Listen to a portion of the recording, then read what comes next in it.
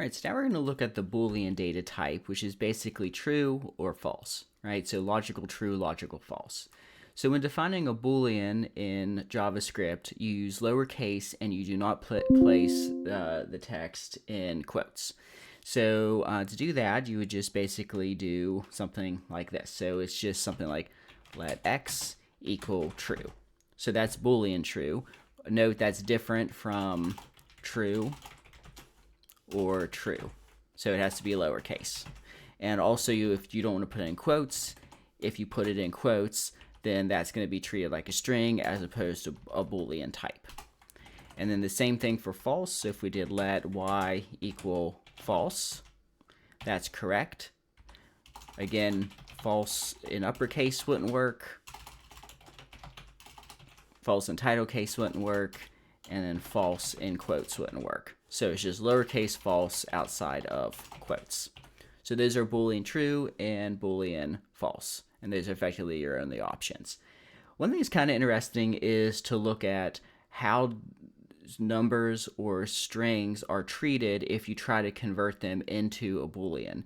And this is the concept of truthy and falsy statements or objects or whatnot in JavaScript.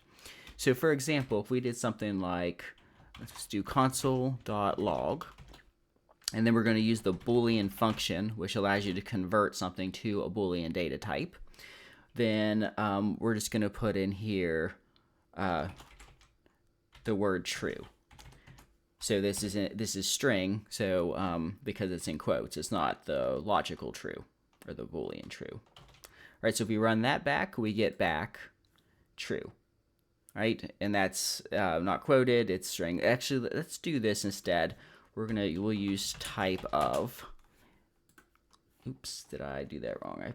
I always forget if this has. Oh, it's ran together. Sorry. So yeah, it's not. There we go. So now it's going to print the data type now as opposed to the actual value. So now it would tell us that this is Boolean, right? So I'm just making a point that these are Boolean output now, not string output.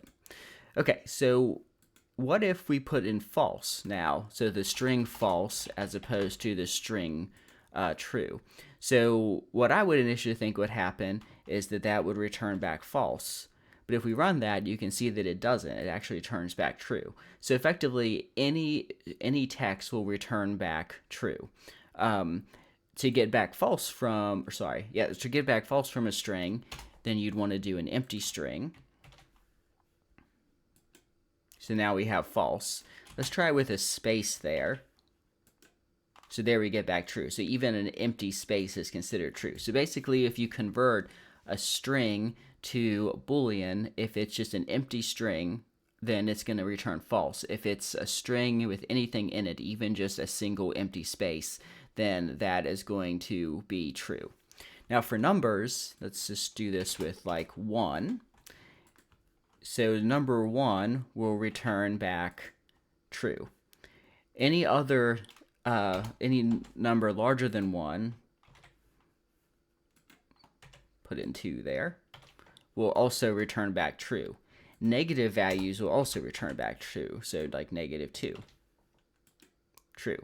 So to get to, if the only number that converts back to false Boolean is 0.